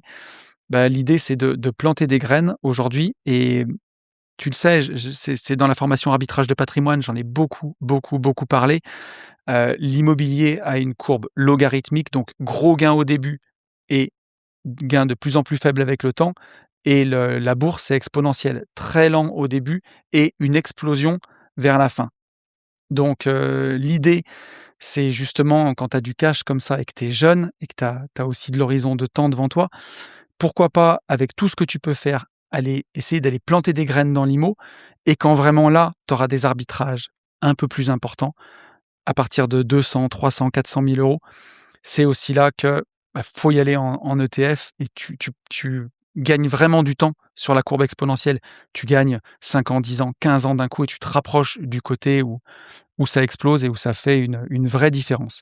Donc voilà Aurélien, merci beaucoup pour ton message, j'espère que ça t'aura éclairé. Merci à toi, tu m'as fait parler d'arbitrage de patrimoine, ça m'a fait très plaisir et ça me met de bonne humeur. Tiens, pour les 3 prochains qui m'écriront sur Insta ou qui m'en feront la demande sous le podcast, je vous offre 20% sur la formation arbitrage de patrimoine, cette formation dont je suis vraiment très très fier et qui pourrait vraiment beaucoup aider et qui pourrait t'aider à te poser justement toutes les questions, Aurélien, sur ce genre de questionnement. C'est vraiment la formation idéale pour avancer là-dessus. Donc voilà, les 3 premiers qui m'en font la demande sur Insta ou en commentaire du podcast, je vous offre 20% dessus. N'hésitez pas à me contacter. Message de Jean-Louis. Jean-Louis qui me dit: «Hello tonton, je viens de lire l'excellent The Millionaire Fastlane de MJ de Marco. Dans ce livre, MJ déclare que les investissements progressifs en bourse, donc le DCA, quand on est salarié, font partie de la voie lente et donc nous rendront libres financièrement quand il sera trop tard pour en profiter. Il préconise à la place la création d'un business scalable le plus tôt possible et puis seulement de mettre les fruits en bourse pour vivre des passifs. Je sais que toi tu conseilles souvent une épargne du salaire la plus forte possible et le plus tôt pour l'investir en DCA sur des ETF. Dès lors, je serais très curieux de savoir ce que tu penses du concept de MJ de Marco. DCA boursier sur des ETF ou orienter son épargne sur la création de business et seulement ensuite investir sur des actifs passifs en bourse. Merci d'avance pour ta réponse, qui, je le sais, sera déjà super enrichissante. Merci à toi, Jean-Louis. C'est extrêmement intéressant, ta question, extrêmement intéressant. Et j'ai lu, moi, The Millionaire Fastlane le mois où j'ai quitté la rat race en décembre 2018 et ça m'a vraiment percuté puisque ça faisait à peu près 9 ans que je faisais du DCA en ETF quand j'ai lu ce bouquin. Et j'ai envie de te dire, les deux, mon général, je suis parfaitement d'accord avec MJ de Marco. Ce qu'on vend aux salariés en leur disant mets 300 € par mois sur un ETF toute ta vie et quand tu seras à la retraite dans 40 ans, tu partiras à la retraite millionnaire. Bien sûr que ça fonctionne et bien sûr que pour moi, il faut le faire mais l'un n'empêche pas l'autre, c'est ce que je veux te dire. Pour moi, te dire que tu vas tout concentrer sur la création d'un business, gagner beaucoup d'argent en scalant ce business. Déjà, il faut quand même du talent, si tu veux. C'est pas donné à tout le monde de créer un business scalable. Acheter de l'immobilier, investir dans l'immobilier, amortir avec le temps, ça, voilà, il faut du courage, il faut prendre, voilà, il faut des balls, il faut prendre son courage à 2 mains, faut aller sur le bon coin, il faut aller en visite, il faut négocier, il faut faire des offres, il faut aller chez le notaire, il faut aller voir le banquier. Ça peut être long et chiant, mais je pense que c'est à la portée de tout le monde. Créer un vrai business rentable, je suis pas sûr que ce soit pour tout le monde. Tout le monde n'est pas fait pour être entrepreneur et scaler un business, c'est pas facile non plus. Donc bien sûr que ça, c'est la voie rapide de scaler un business, le vendre 5 millions et voilà, j'ai un copain qui écoute ce podcast, je donnerai pas son nom, mais qui a été extrêmement brillant dans l'entrepreneuriat. Il a racheté, si je dis pas de bêtises, la boîte de son papa pour 500 000 € à l'époque et son père lui a pas fait de cadeau. Il a été extrêmement bon dans le développement de son entreprise et 3 à 4 ans après, il a revendu sa boîte 5 millions d'euros et il a donc encaissé, ben, voilà, les 500 000 €, il les avait levés. Mais bref, il a encaissé plus ou moins 5 millions d'euros sur les comptes de sa holding en moins de 5 ans. Ça, c'est la voie rapide. Ça, c'est brillant. Mais voilà, on en a beaucoup parlé tous les 2 et c'est quelqu'un qui était un entrepreneur d'exception, mais pas un investisseur et quand il s'est retrouvé avec tout cet argent, bah, voilà, pour lui, le mettre en bourse, c'est quand même compliqué. De l'argent que tu as gagné comme ça, tu jamais fait de bourse avant, tu jamais fait de DCA, tu sais pas. Tu as tendance à faire confiance à, des tiers qui vont te dire: «Oui, non, mais tu peux l'investir de cette façon-là, fais-moi confiance, mets-le dans mon fonds d'investissement». Tu es tenté de faire de l'immobilier, te dire: «Bah, pourquoi le faire à crédit? J'ai du cash, je peux le payer d'un coup», alors que c'est toujours plus intéressant de le faire à crédit. Le bon entrepreneur et l'entrepreneur d'exception ne fait pas forcément le bon investisseur. C'est pour ça que, pour moi, il faut, absolument, en même temps qu'on va créer son business, en même temps qu'on va développer son business, si on a envie d'être entrepreneur, bah, toujours acheter quand même de l'immobilier à crédit pour comprendre comment ça marche, même sur des petits montants, mais des petites sommes pour le faire fonctionner, pour avoir cette mécanique-là du crédit, du remboursement de crédit. Il faut absolument, dès le départ, faire son DCA en bourse pour tester ses émotions, pour voir comment on réagit et avec, ne serait-ce que 100 balles, 200 balles, même si on est salarié, pour voir ce que ça nous fait quand la bourse, elle monte, quand la bourse, elle descend, quand, Trump fait un tweet et qui fait chuter la bourse, comment on le ressent? Est-ce qu'on ressent de l'injustice ou est-ce qu'on s'en fout et qu'on se dit: «Bah, de toute façon, c'est sur le long terme, je m'en fiche»? Pour que justement, quand en parallèle, on développe un business ou à défaut, on est encore salarié, mais on développe de l'immobilier, quand on va l'arbitrer et que là, on va encaisser des grosses sommes, si pour mon pote entrepreneur, quand tu encaisses 5 000 000 mais que tu as jamais fait de bourse, beh, comment tu rentres en bourse? Tu sais pas comment ça marche, tu sais pas. Alors que si derrière toi, tu as 10 ans de DCA dans les pattes et que même qu'à la fin, tu as que 15 000 €, mais que tu as compris comment ça marchait, bah, là, tu sauras dire: «OK, bah, trop bien, j'ai rentré ça, je vais faire un DCA sur 18 mois, je vais rentrer 3 millions d'euros, je vais rentrer à coût de 200 000 € par mois et j'ai pas peur parce que je sais comment ça marche, j'ai compris». Si tu l'as jamais fait, bah, tu es perdu, quoi. Tu vois, moi, quand j'ai eu mes premiers gros arbitrages immobiliers, que j'ai rentré 70, jusqu'à 400 000 €, bah, le fait d'avoir toutes ces années de DCA dans les pattes, avec des montants plus faibles, m'ont permis de pouvoir, ben, balancer mes cartouches et aller beaucoup plus vite et justement, on en parlait tout à l'heure, avancer sur la courbe exponentielle pour gagner des années, tu vois? Pour plus être dans la partie flat, mais accélérer et gagner des années. C'est ça qui va nous faire avancer.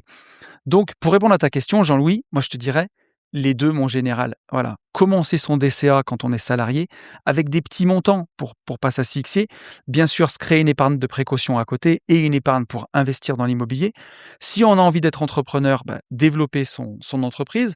Après, oublie pas, hein, comme disait notre, illustre ancien président Nicolas Sarkozy, c'est pas l'argent qui fait le projet, c'est le projet qui fait l'argent et j'en ai encore discuté avec un auditeur du podcast il y a pas longtemps, qui me disait: «Ah, j'aimerais trop faire ce que tu as fait, mais j'ai pas d'argent» et en fait, c'est ce que je lui ai dit. Je lui ai dit: «Mais si tu as des idées, aujourd'hui, j'aime pas dire ça parce que j'ai pas envie de faire comme, certains qui ont claqué des accompagnements marchands de biens, des dizaines de milliers d'euros. Je vais faire accompagnateur marchand de biens, je vais gagner des milliers d'euros en faisant accompagnateur marchand de biens», pour ceux qui ont le même. Et de vendre des accompagnements à des gens qui ont ou jamais fait d'immobilier locatif, parce que je l'ai eu, ou des gens qui ont plus du tout d'argent. Je veux pas dire qu'on peut réussir dans le marchand de biens sans argent, mais j'ai des exemples autour de moi de gens qui n'avaient pas d'argent, qui ont monté des dossiers, puis après ont trouvé des associés pour venir les faire avec eux et ont partagé les gains à 50-50 et se sont fait leur bankroll comme ça. C'est ça qui me fait dire que c'est pas l'argent qui fait le projet, c'est le projet qui fait l'argent et donc pour moi, c'est pas incompatible. Mais effectivement, oui, si tu veux devenir riche rapidement, rester salarié et faire un DCA sur, tes salaires, oui, c'est la voie lente. Bien sûr que c'est la voie lente et si tu veux accélérer, bah, déjà, il faut faire de l'immobilier locatif à côté pour pouvoir s'endetter et créer du patrimoine brut qui, un jour, avec le temps, deviendra du patrimoine net. Ça, c'est déjà un premier levier et après, faire du business à côté, avoir un side business, même si on reste salarié. Le marchand de biens, ça s'y prête très bien en side business, par exemple et là, oui, en marchand, quand à côté, tu fais 50 000, 100 000, 150 000, 200 000 € de plus-value à côté de ton salaire et que là, tu fais des apports en bourse, bah oui, tu vas beaucoup plus vite et là, tu utilises la voie rapide et quand, en plus, tu as l'intelligence de créer un business qui se revend. Tu vois, moi, Une vie de liberté, c'est pas revendable, c'est basé sur mon image. Mon pote qui a fait cette société-là, c'est une petite société dans l'industrie. Sa société, que ce soit lui ou quelqu'un d'autre qui la dirige, elle dépend pas de lui, elle dépend pas de son nom. C'est un business qui est vendable. Et là, oui, l'entrepreneuriat de cette façon-là, c'est la voie rapide ultime. Donc voilà, ça se passe pas toujours comme ça. Heu, moi aussi, j'ai racheté une boîte de TP que j'ai pas réussi à revendre. Donc ça fonctionne pas tout le temps comme ça. Mais effectivement, de l'immobilier, tu le rembourses sur 20 ans. Un business, tu le rembourses sur 7 ans. Et même si tu le fais avec ce qu'on appelle un LBO, du leverage buyout, tu rachètes une petite entreprise, tu la rachètes avec du levier, à crédit, sur 7 ans et tu la rembourses sur 7 ans. Là, tu peux faire vraiment beaucoup d'argent. Par contre, il y a un vrai risque. Il y a un risque entrepreneurial, il y a un risque humain, hein, tu as des salariés. Donc voilà, avec tous les risques que ça comporte de ne si tu as acheté trop cher, bah, tu peux ne pas arriver à rembourser tes mensualités. Donc il y a pas de repas gratuit, hein. Il y a rien qui est, hyper facile, mais bien sûr que les fonds de commerce, acheter une entreprise, c'est un crédit sur 7 ans et c'est la voie rapide aussi pour créer du capital. Voilà Jean-Louis, j'espère que je suis pas trop parti en sucette et que j'aurais pu répondre à ta question. On va prendre un message de Manon. Manon qui me dit: «Salut Tony, j'espère que tu vas bien. Désolé d'avance pour le long message. Moi, c'est Manon, auditrice régulière de ton podcast. J'ai 23 ans depuis quelques jours et je fais partie de la team silencieuse depuis toujours. Désolé pour tes stats.» Quand je vois que ça fait 6 ans, 7 ans que j'ai commencé, tu as dû commencer à m'écouter vraiment toute jeune, donc merci à toi Manon pour ton message. Je t'écris parce que je suis un peu dans le flou sur mon avenir pro et j'aimerais avoir ton regard qui est clairement plus expérimenté que le mien. Et oui, je t'avoue que à 40 ans passés, je suis, moins jeune qu'à 23, mais je suis aussi plus heureux parce que, quand on avance dans la vie, on a moins de doutes et c'est normal que tu aies des doutes à 23 ans, hein. J'ai pas fini de lire ton message, mais je peux te le dire, vu l'immensité des chemins qui peuvent, se proposer à toi et un monde qui change, continuellement. Quand je vois les progrès de l'intelligence artificielle, je peux comprendre qu'on soit dans le flou. Pour te donner un peu de contexte, je suis quelqu'un qui touche à beaucoup de choses. J'ai une chaîne YouTube littéraire, j'écris un livre et je développe un business à côté. Je suis aussi très sportif, danse, course à pied, vélo. Disons que j'ai probablement une petite tendance à l'hyperactivité. Je vois pas du tout de quoi tu parles. Côté professionnel, je suis actuellement en alternance en contrôle de gestion jusqu'en août 2026. Pendant longtemps, je me suis dit que le métier le moins pire pour moi serait dans le conseil entrepreneurial. Le moins pire est entre guillemets. Mais honnêtement, le salariat ne m'a jamais vraiment attiré. J'ai toujours eu l'impression que c'était surtout une façon de rassurer mes parents qui, eux, travaillent énormément, et de rassurer aussi la banque. En ayant grandi avec ce modèle, ça m'a plutôt donné envie de prendre un chemin différent. Côté finance, j'ai acheté ma résidence principale en juillet 2025. T'es pas en retard à 23 ans, hein. J'ai un PEA d'environ 10 000 € en ETF, j'ai environ 50 000 € d'épargne et un projet immobilier en perso de 160 000 €. Bravo à toi Manon, hein. Mon objectif à terme serait de développer des investissements, notamment dans des immeubles de rapport. Aujourd'hui, j'arrive à un moment où je dois faire des choix sur mon avenir professionnel. Depuis toujours, j'ai envie d'être mon propre patron et l'idée de passer ma vie assise dans un bureau ne m'attire pas du tout. Je me sens souvent un peu en décalage avec ma famille ou mes amis. Des choses qui me paraissent inacceptables dans le monde du travail leur semblent à elles normales. Du coup, ma question est la suivante. Est-ce que tu penses qu'il vaut mieux suivre le chemin classique, quelques années de salariat pour apprendre, ou essayer de construire directement quelque chose par moi-même? Que penses-tu de mon parcours? Que me recommanderais-tu pour la suite? Merci d'avoir pris le temps de me lire. Donc déjà Manon, ce que je peux dire, c'est te féliciter. À 23 ans, je trouve ça incroyable. Tu es en train d'écrire un livre, tu as déjà une chaîne YouTube littéraire, tu développes du business à côté, tu as acheté ta RP, tu as en tout plus de 60 000 € d'épargne. Tu as déjà un prêt immobilier en perso pour cette résidence principale. Heu, je me dis, c'est magnifique et à 23 ans, pour moi, tu as toute la vie devant toi. Et je vais être, honnête avec toi, si tu dois rater quelque chose, c'est maintenant.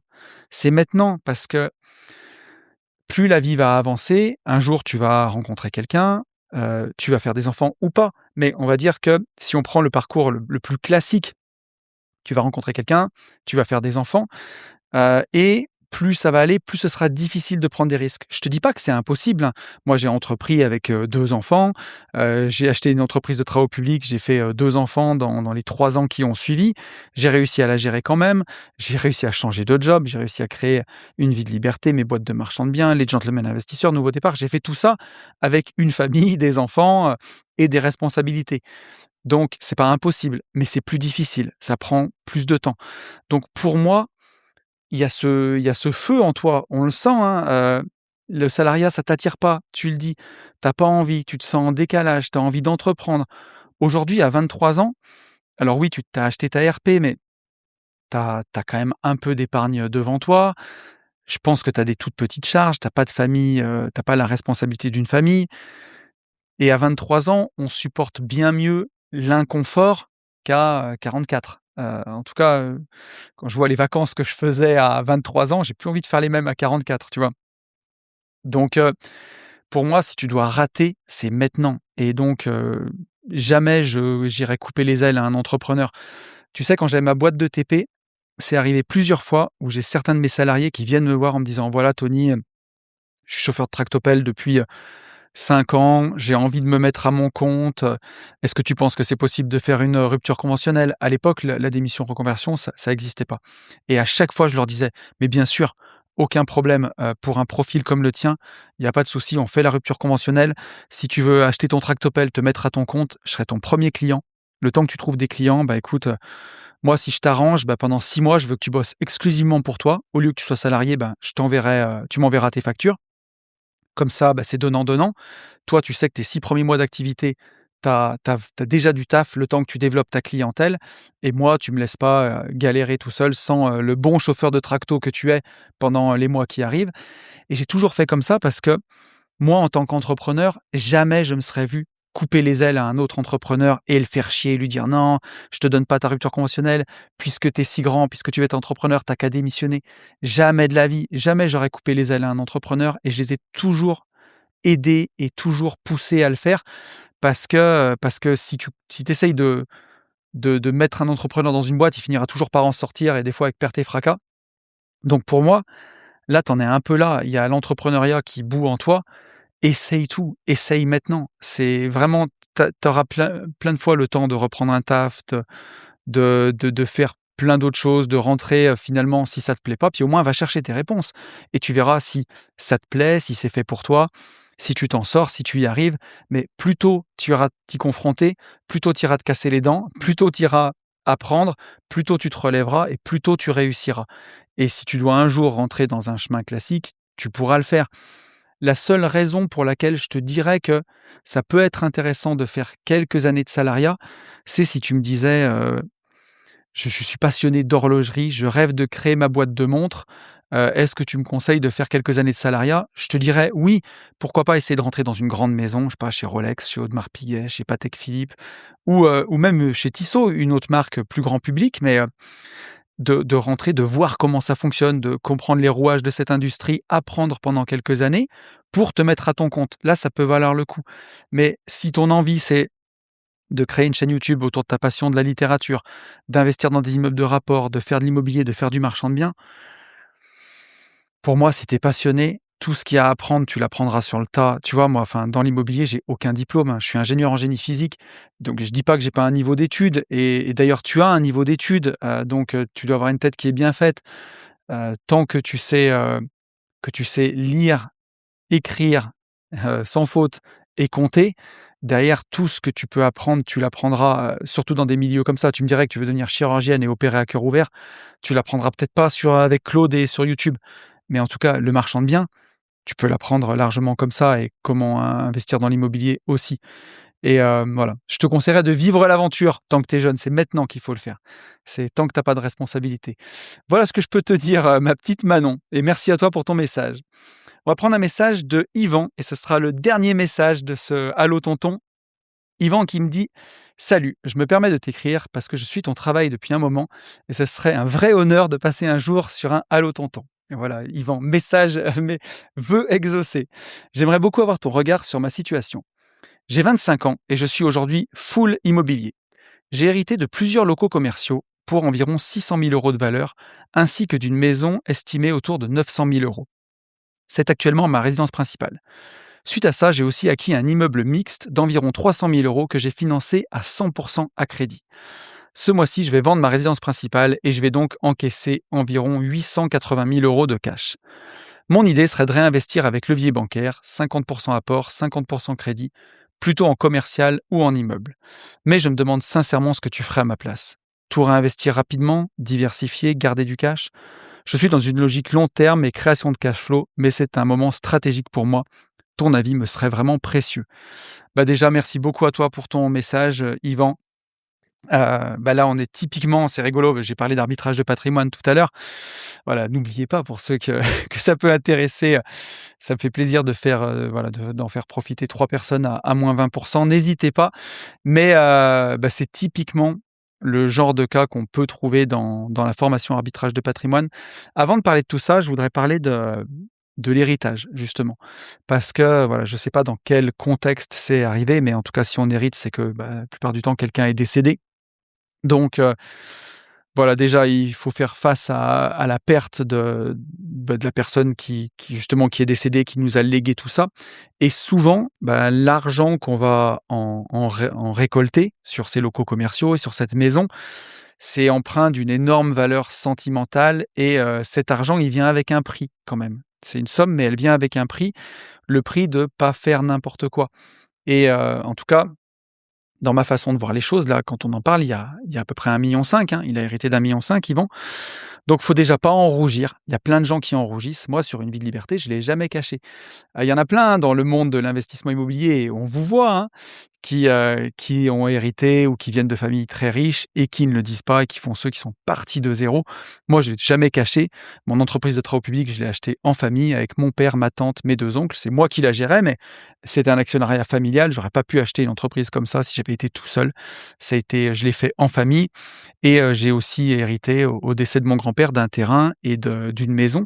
Donc forcément, ça m'a beaucoup aidé pour investir. Alors, j'étais déjà investisseur à l'époque et j'étais déjà bien câblé, donc ça m'a permis d'accélérer et je savais parfaitement quoi en faire. La maison, je l'ai habitée, le terrain, j'y ai construit une maison dessus. Plus tard, la maison, je l'ai revendue et j'ai revendu un bout de terrain, aussi en même temps. Donc, je sais à quel point la charge émotionnelle, elle est forte sur ces biens-là et je sais aussi à quel point j'ai une mission, c'est que, voilà, moi j'ai reçu ça, donc ça faisait à peu près l'équivalent de 400 000 €, je dirais. Mon devoir, c'est de pouvoir léguer à mes enfants au moins la même chose, corrigée de l'inflation. Donc, sinon ça veut juste dire que j'étais là pour cramer la thune, en fait et ça, c'est hors de question. Donc, voilà, je sais que j'ai envie de transmettre ça et donc faut pas rougir de l'héritage. Il y a beaucoup de gens qui en ont honte, qui le cachent et ça va pas dans le bon sens, je pense, parce que tous ceux qui m'écoutent ou qui sont sur ce podcast, je sais qu'il y en a beaucoup pour qui c'est dans leur valeur de pouvoir transmettre quelque chose, laisser quelque chose à ses enfants et leur permettre à leur tour d'aller plus loin, de construire plus de sécurité, plus de stabilité et leur permettre de voilà, en tout cas de régler cette question financière si on l'a fait. Moi, c'est pas pour tout cramer et partir et me dire: «Après moi le déluge». C'est déjà pour pouvoir continuer de donner ce que moi j'ai reçu aux générations futures et leur permettre d'aller plus loin. Donc, voilà, je vous invite à être vraiment très à l'aise avec ça et ça vient avec un prix, déjà la perte de l'être cher qui vous a légué ça et aussi, le poids émotionnel qu'il peut y avoir. Donc c'est pour ça que faut pas le négliger. Je parlais de la formation arbitrage de patrimoine, mais j'ai tout un chapitre là-dessus, hein, qui traite de ça justement, comment faire au mieux quand on a un arbitrage de patrimoine qui vient d'un héritage et comment, mettre de côté un temps ces questions émotionnelles pour regarder la réalité en face, financière et ensuite pourquoi pas, mais remettre les questions émotionnelles parce qu'il peut y avoir des biens qu'on peut garder, même si techniquement, on va dire, même si, financièrement, ça fait aucun sens et patrimonialement, ça fait aucun sens. Si c'est émotionnel et que on veut le garder pour des raisons sentimentales, ça fait tout le sens justement et donc comment j'organise le reste de mon parc immobilier pour que, si c'est une maison qui coûte cher en entretien, je la sente pas passer? Comment j'organise mes investissements pour que je puisse faire face à cette dépense-là? En tout cas, au fait de garder ce bien dans mon patrimoine et l'entretenir et en prendre soin. sans me sacrifier. Parce que ça, on le voit énormément, des gens qui héritent de maisons à 900 000 €, qui sont des maisons qui coûtent cher en taxes foncières, qui coûtent cher en toiture, qui coûtent cher en fenêtres et qui n'ont pas les moyens de l'entretenir, mais qui pour autant ne veulent pas la vendre. Je donne plein de pistes, hein, que ce soit mettre en location, des créations de gîtes ou alors créer des business à côté, d'autres biens immobiliers qui vont venir faire du cash flow pour payer l'entretien de celui-ci. Toutes ces choses-là que je développe vraiment. Donc ça, c'est déjà beaucoup de pistes. Donc, et aussi, la deuxième chose que je veux dire, c'est faire honneur à ses ancêtres et faire honneur aux gens qui nous ont laissé cet argent, c'est justement en prendre la pleine mesure et s'en servir pour vivre une bonne vie. Je peux donner l'exemple d'un coaché que j'ai eu il y a quelques années, en J'irai investir chez vous, quelqu'un qui a eu le malheur de perdre son papa qui travaillait sur des plateformes pétrolières et qui a hérité de quasiment 1 million d'euros et qui était dans un travail où il était, maltraité par ses patrons, où il n'était pas heureux et depuis des années, il avait ce 1 million d'euros sur un compte, pour lesquels il osait pas toucher cet argent de peur de faire une bêtise. Il y avait une telle charge émotionnelle qu'il était un peu paralysé et quand on est arrivé, je lui ai dit que une des meilleures façons d'honorer son papa, c'est de vivre une bonne vie. C'est pas de se martyriser avec un patron qui te traite comme une merde alors que tu es millionnaire et que tu as la fuck you money et tu peux lui dire d'aller se faire foutre. C'est justement d'en faire quelque chose, de construire et surtout que c'était quelqu'un qui investissait déjà et ça l'a débloqué en tout cas et c'est pas moi, j'ai pas été miraculeux, hein, mais tout le travail qu'il a fait derrière l'a débloqué et lui a permis d'utiliser cet argent et aux dernières nouvelles, ça fait longtemps que j'ai pas eu de nouvelles de ce jeune homme, mais c'était en tout cas un investisseur et un entrepreneur heureux. Je dirais pas un rentier heureux parce qu'il continue à bosser sur son patrimoine, mais voilà, il a honoré cet argent, ça a fait encore plus de petits et l'argent a engendré de l'argent et je pense qu'il vit une très belle vie et je trouve que c'est chouette et je pense que c'est, ouais, la meilleure façon d'honorer ses ancêtres.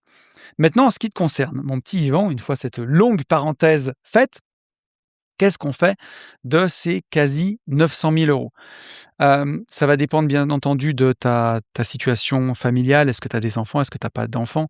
Tu as que 25 ans. Donc moi, ce que je te conseille, c'est de faire, quoi qu'il en soit, le plus de leviers possible. Voilà, tu as déjà acquis, un immeuble mixte de 300 000 €. Tu sais ce que c'est de l'immobilier, tu sais l'acheter. Alors bien entendu, tous les conseils que je vais te donner, c'est pour quelqu'un de câblé dans sa tête, qui sait acheter de l'immobilier, qui fait pas n'importe quoi.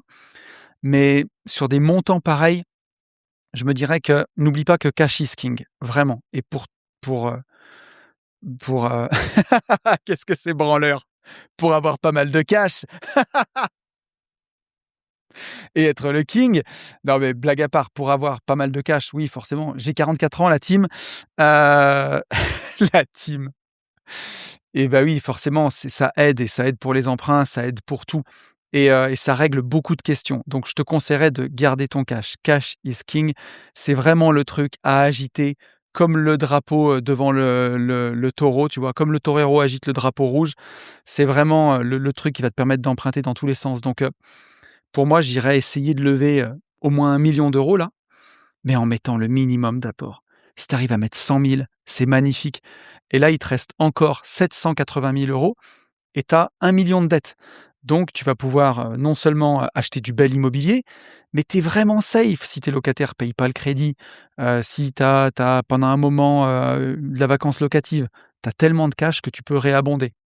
Donc moi, j'irai pas faire du levier bancaire à 50-50. J'irai faire du levier bancaire à, les frais ou 10 tu vois? Et sur le reste du cash, prends ton temps. Prends vraiment ton temps, prends le temps de continuer de te former. L'argent, il va pas disparaître. Oui, il y a l'inflation, oui, c'est pas rigolo, oui, elle grignote le capital, elle le grignote pas non plus dans l'année. Donc prends ton temps. Il y a rien qui presse. Si tu l'investis, n'attends pas 10 ans non plus, hein, mais si tu l'investis sur 2 ans, c'est bien, prends ton temps. Donc là, aujourd'hui, à 25 ans, c'est une véritable chance, hein. Tu tu as dans les mains ce que beaucoup d'investisseurs n'auront jamais ou, atteindront à 35, 40, 45, 50 ans. Donc toi, tu as ces choix-là maintenant. L'idée, c'est d'en prendre la mesure. C'est vraiment de réaliser à quel point c'est extraordinaire ce qui se passe. Alors bien sûr, il y a un décès avant. C'est pas ce que je suis en train de dire, mais qu'en tout cas, d'avoir autant d'argent te permet vraiment tout est possible si tu veux. Donc prends vraiment le temps de te poser les questions et c'est là où j'en parle beaucoup dans la formation arbitrage de patrimoine, j'en parle beaucoup dans les coachings que je continue de donner individuels tous les mois.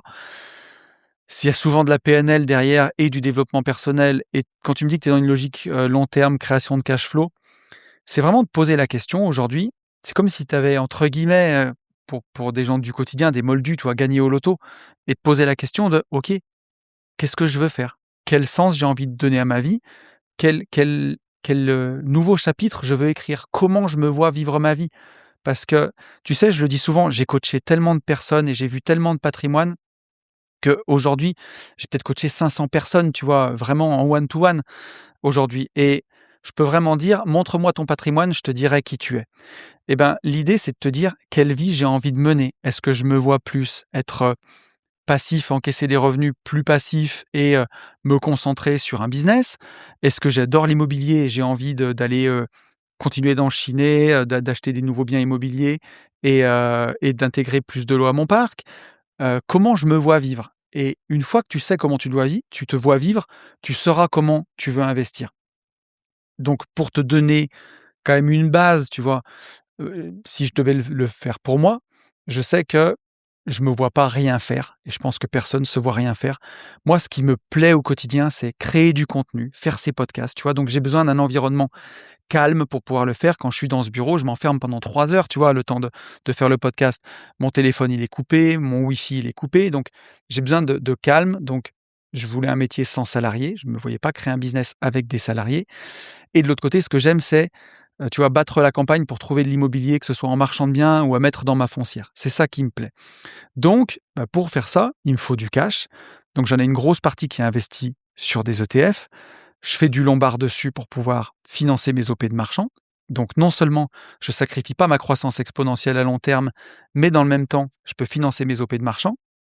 Et de l'autre côté, j'utilise une partie de ce cash, tu vois, environ 10 pour aller lever, de la dette pour acheter de l'immobilier que je vais garder sur le long terme et encore aujourd'hui, je continue à mettre seulement 10 d'apport dans mes biens immobiliers. Donc voilà, après ça va dépendre aussi de ton appétence au risque. À ton âge, je trouverais que c'est quand même dommage d'aller mettre autant d'apports. Pour moi, si je devais te donner une réponse mathématique, la meilleure et c'est celle que je développe dans l'arbitrage de patrimoine, hein, c'est, mettre le minimum d'apport en IMO. Si tu pouvais même mettre 0, faudrait mettre 0 pour aller vraiment chercher, un immeuble à la fois patrimonial, mais rentable par la négociation parce que tu l'as bien négocié et ensuite le reste de ton cash, le mettre une grosse partie en bourse, peut-être une plus petite partie en crypto ou en or, tu vois? Vraiment dans des proportions peut-être 90 en bourse et 10 crypto, or et là-dessus, tu peux faire du lombard pour aller faire, des activités entrepreneuriales.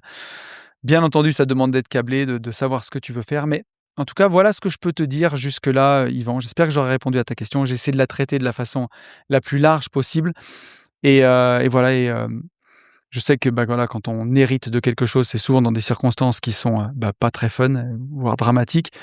Mais, derrière, ça te permet de construire quelque chose d'exceptionnel et il faut prendre la mesure de tout ça parce que, voilà, pour toi, bravo à toi. Tout est possible et à toi de te poser la question de quel chapitre tu veux écrire et pour moi, c'est là que tu auras tes réponses pour savoir où tu dois mettre ton argent. Et voilà, on arrive à la conclusion de ce podcast. J'ai passé un excellent podcast. J'espère que ça vous aura plu. J'ai passé un très bon moment à enregistrer cet Allo Tonton. Je n'ai plus de questions, les amis. Ça y est, on les a toutes passées. Donc, si vous avez des questions pour un prochain épisode, j'ai déjà des thèmes, des idées. Vous le verrez, il y aura des podcasts en collaboration, hein, des interviews dans les mois qui arrivent.